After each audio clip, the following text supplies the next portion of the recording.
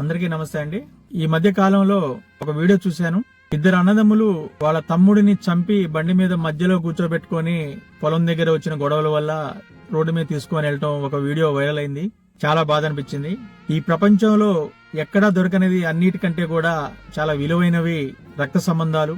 ఆ రక్త సంబంధాలను విచ్ఛిన్నం చేసేలాగా ఎవరూ కూడా జీవించొద్దని నేను ప్రాధేయపడుతున్నాను. ఈ సందర్భంలో మీకు ఒక విషయాన్ని నేను తెలియజేయాలనుకుంటున్నాను. మేము ముగ్గురు అన్నదమ్ములు ఎంతో అన్యోన్యంగా ఆప్యాయతగా పెరిగాం. మా అమ్మ చిన్నప్పుడు నాకు చెప్తూ ఉండేది, అన్నయ్యలు గౌరవించాలి, అన్నయ్యలతో మంచిగా ఉండాలని నాకు చిన్నప్పటి నుంచి చెప్తూ ఉండేది.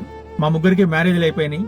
ఆ మధ్య కాలంలో ఒకసారి నాకు కొంచెం అమౌంట్ ఇవ్వాల్సి వచ్చింది. వాళ్ళు కొంచెం ఎక్కువ అమౌంట్. సో ఎంత ట్రై చేసినా గానీ వాళ్ళ దగ్గర నుంచి ఆ అమౌంట్ రావట్లేదు. న్యాయపరంగా అవి నాకు రావాల్సిన అమౌంట్ కానీ రావట్లేదు. బాగా విసుగు చెందాను. గొడవలు పెరిగిపోయినాయి, మనస్పర్ధలు పెరిగిపోయినాయి, కోపం పెరిగిపోతుంది.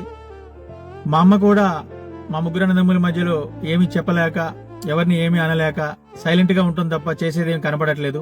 ఇటువంటి సందర్భంలో నేను ఒకసారి ఇదిక మంచితనంలో మన మధ్య తేలేటట్లేదు, వెల్ విషర్స్ ఫ్రెండ్స్ ని ఎవరిని ఎంటర్ చేసినా గానీ వాళ్ళు మీరు అన్నదమ్ములు రా ఆలోచించుకోండి అంటున్నారు తప్ప ఎవరు కూడా న్యాయం చేసేలా కనపడలేదు. ఇక లాస్ట్ కి పోలీస్ స్టేషనే కరెక్ట్ అని చెప్పేసి పోలీస్ స్టేషన్ కి వెళ్లి కూర్చున్నాను. ఇంకా సిఐ గారు రాలేదు.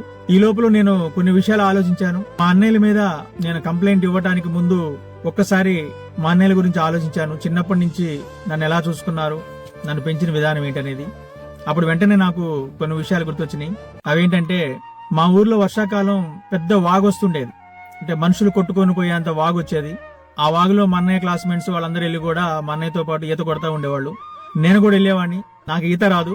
అయితే మా అన్నయ్య నన్ను ఒక దెరంపటి అక్కడ వాగు పక్కనే నీళ్లలో పిచ్చిమల్లి అని ఒకటి ఉండేది చెట్టు, దాన్ని పట్టుకొని అక్కడే ఉండమని చెప్పాడు. లోపల రావద్దని చెప్పేవాడు వాటర్లోకి. వాళ్ళు బాగా ప్రవాహం ఎక్కువగా ఉన్న దాంట్లో వాళ్ళు స్విమ్మింగ్ చేస్తూ ఉండేవాళ్ళు.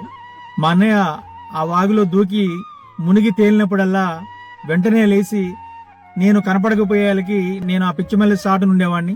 మా తమ్ముడేడి అని చెప్పి కంగారుగా ఇట్లా చూస్తూ వద్దండు అని పిలిచేవాడు గట్టిగా.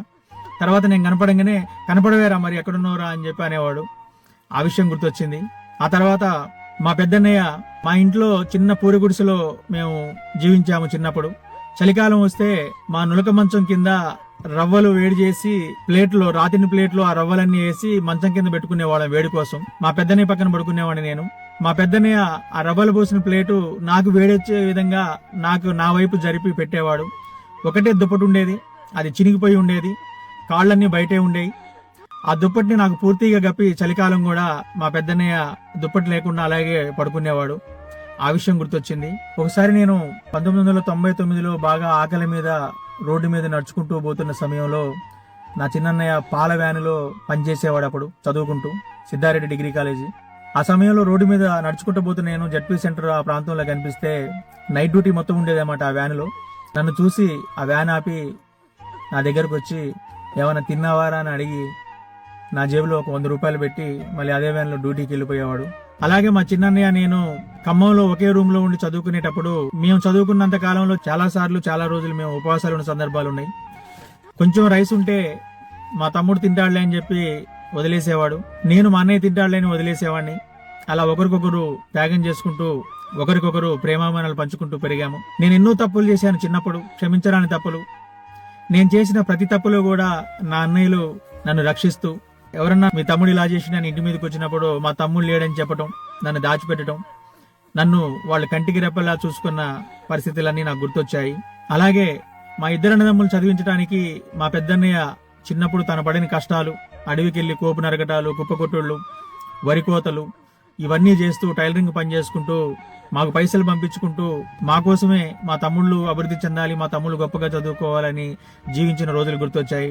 మా చిన్నన్నయ్యకి ఒక జత షూ ఉండేవి, బట్టలు కూడా ఒక 2 జతలే ఉండేవి.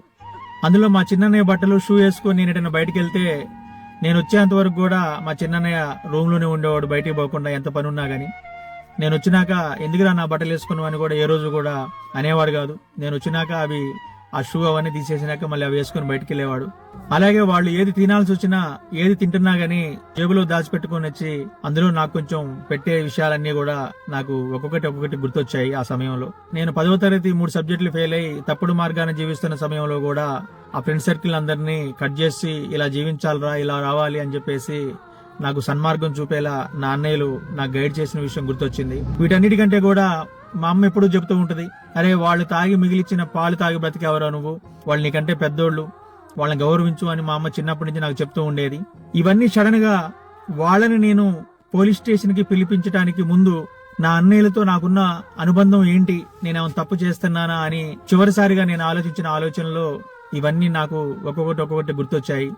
ఇవన్నీ గుర్తొచ్చినాక నాకేమనిపించిందంటే, వీళ్ళు పంచిన ప్రేమాభిమానాలు నా పైన ఆ డబ్బుల కంటే కూడా చాలా ఎక్కువ అనిపించింది. వెలకట్టలేని ఈ ప్రేమాభిమానాల కింద ఆ డబ్బులు చాలా చిన్నవి అనిపించినాయి. వెంటనే రియలైజ్ అయ్యి ఆ పోలీస్ స్టేషన్ లో ఆ బెంచ్ మీద కూర్చొని లోపలికి వెళ్లకుండానే ఇంకెప్పుడు జీవితంలో నేను బ్రతికున్నంత కాలం కూడా నాకిచ్చే పైసల విషయంలో ఎప్పుడు కూడా మా అన్నయ్యల్ని నేను అడగకూడదు. వాళ్ళు ఎక్కడ కలిసినా వాళ్ళని గౌరవిస్తూ పలకరించాలి. నా ద్వారాగా వాళ్ళని ఏ విధంగా ఇబ్బంది పెట్టే ప్రయత్నాలు గాని, పరువు నష్టం కలిగించే విషయాలు గాని చేయకూడదనే ఒక సదుద్దేశంతో అన్నిటినీ వదిలేసుకొని నేను కేవలం నా అన్నయ్యల మీద ప్రేమను మాత్రమే ఈ గుండె నిండా నింపుకొని జీవిస్తాను కూడా. వాళ్ళు నాతో ఎలా ఉంటున్నారు, నాపై ఎలా ఉన్నారు, నా మీద ప్రేమ వాళ్ళ మనసులో ఎలా ఉన్నది అనేది నాకు అనవసరం. నేను బ్రతుకున్నంత కాలం వారితో ఎటువంటి మనస్పర్ధలు లేకుండా, ఎటువంటి ఆర్థిక లావాదేవీలు ఉన్నా గానీ వాటన్నిటిని పక్కన పెట్టి నేను నా అన్నయ్యలతో ప్రేమానురాగాలతో జీవించాలని స్ట్రాంగ్ గా డిసైడ్ అయ్యాను. సో నేను అందరికీ చెప్పేది ఏంటంటే, ప్రతి మనిషి పుట్టేది చావడానికే. ఆ చావు అనేది ఖచ్చితంగా ఏదో ఒక రోజు ఎప్పుడో ఒకసారి ప్రతి ఒక్కరికి రాక తప్పదు, వచ్చి తీరుతుంది. సో ఇక్కడ ఎవరూ కూడా పర్మనెంట్ గా ఉండడానికి రాలేదు. కోట్ల రూపాయలు సంపాదించుకున్నా, లక్షల రూపాయలు సంపాదించుకున్నా, ఎన్ని డబ్బులు సంపాదించుకున్నా గానీ ఏదో ఒక రోజు మాత్రం వాటన్నిటిని వదిలేసి మనం శాశ్వతంగా ఈ లోకాన్ని వదిలి వెళ్ళక తప్పదు. కానీ మనం వెళ్ళినాక మన గురించి నలుగురు బాధపడే వ్యక్తులు ఉన్నారంటే, జీవితం పంచుకున్న భార్య, మనకు తోడబుట్టిన వాళ్ళు, మనకి జన్మనిచ్చిన తల్లిదండ్రులు, మన పిల్లలు తప్ప ఇంకెవరూ ఉండరు. ఇటువంటి బంధాలనే మనం ఈ డబ్బు కోసం, ఈ అత్యాశతో, యుగోలతో, ఇంకా కొంతమంది చెప్పుడు మాటలు విని తన మన అనే ఒక బంధాలను మర్చిపోయి చంపుకోటాలు, తిట్టుకోటాలు, రక్తం పంచుకు పుట్టిన అన్నదమ్ములమే రక్తాన్ని చిందించుకునే విధంగా గొడ్డలతో, కత్తులతో దాడులు చేసుకోవటం, ఇదంతా కూడా క్షమించరానిది. మానవ జీవన విధానానికి ఇవన్నీ కూడా విరుద్ధమైనవి. దయచేసి అన్నిటికంటే విలువైన బంధాలు రక్త సంబంధాలు, వాటిని కాపాడండి. బ్రతకడానికి దేవుడు ప్రతి ఒక్కరికి కొంత జీవితాన్ని ఇస్తాడు.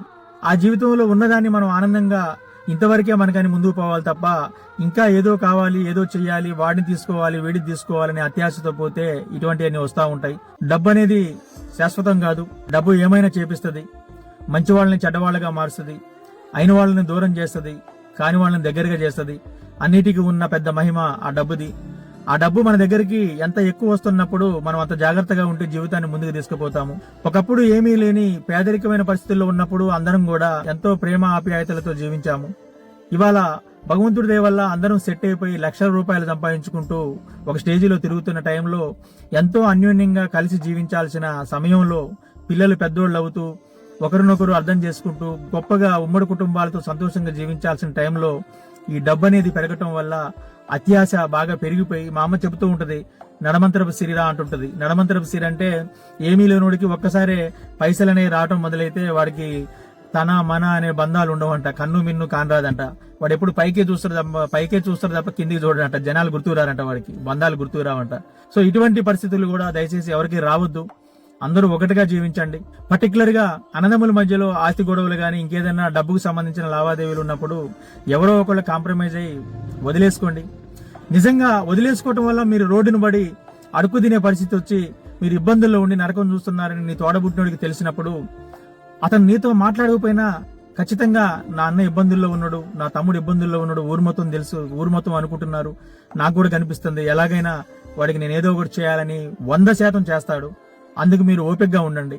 అంతేగాని కొట్లాడి లాక్కొని రక్తం కళ్ళ చూసి, లేకపోతే ఇంకేదైనా చంపేసో ఏదో చేయాలనే ఒక దౌర్భాగ్యమైన ఆలోచనలు మనసులోకి రానిచ్చి దారుణాలు చేయొద్దని నేను అందరినీ కూడా కోరుకుంటున్నాను.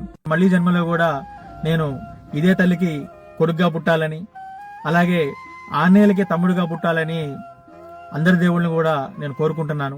ఎన్ని ఊర్లు తిరిగినా, ఎన్ని లక్షలు సంపాదించినా గానీ ఆ బంధం అనేది మనకు దొరకదు. దాన్ని కాపాడండి. యుగోలు, కోపాలతో, తాపాలతో ఇవన్నీ మీరు పెద్దవి చేసుకుంటూ కుటుంబాలని చిన్నాభిన్నం చేసుకోవద్దు. మనకు పుట్టిన పిల్లలు ఎంతో అన్యోన్యంగా మన రక్త సంబంధికులుగా, మన వంశోద్ధారకులుగా పెరగాల్సిన పిల్లల్ని కూడా విడదీసి మనం చాలా పాపాన్ని కూడగట్టుకుంటున్నాం. ఇది కూడా చాలా తప్పు. మనం మాట్లాడుకోవట్లేదని మన పిల్లలు కూడా మాట్లాడుకోలేని పరిస్థితి ఉంటుంది. రోజులు చాలా వేగంగా పరిగెడుతున్నాయి. తెల్లారుతుంది, రాత్రి అవుతుంది. దయచేసి నా మాటలు పాజిటివ్ గా తీసుకొని అన్నదమ్ములు, అక్క చెల్లెళ్ళు అందరూ కూడా ఒకటిగా జీవించాలని. అన్నదమ్ములు పంచాయతీ, అక్క చెల్లెళ్ళ పంచాయతీలు అంత ఈజీగా తేలేవి కావు. ఎవరో ఒకళ్ళు తగ్గాలి, ఎవరో ఒకళ్ళు సాక్రిఫైస్ చేయాలి. అప్పుడు మాత్రమే ఆ బంధాలు నిలుస్తాయి. భగవంతుడు మనకి ఇక్కడ రాసి పెడతాడు. ఏది మనకి ఎప్పుడు ఏది రావాలో అది ఖచ్చితంగా వచ్చి తీరుతుంది. ఏది మనది కాదో, మనం ఎంత పోరాడినా, మనం ఎంత యుద్ధం చేసినా, ఎంత మందిని గాయపరిచినా, ఎన్ని హృదయాలని చింద్రం చేసినా గానీ అది మనకు రాదు. ఇది మాత్రం మీరు స్ట్రాంగ్ గా గుర్తుంచుకొని మీరు మంచి జీవన విధానంతో జీవిస్తే దేవుడు మీకు కావాల్సిన అన్ని మీకు తెలియకుండానే మీకు ఇచ్చేస్తుంటాడు. అవన్నీ మీ వెనకొస్తూ ఉంటాయి. నా మెసేజ్ ని మీరు పాజిటివ్ గా తీసుకుంటారని ఆశిస్తూ అందరూ బాగుండాలని కోరుకుంటూ మీ ఉద్దండు. Thank you.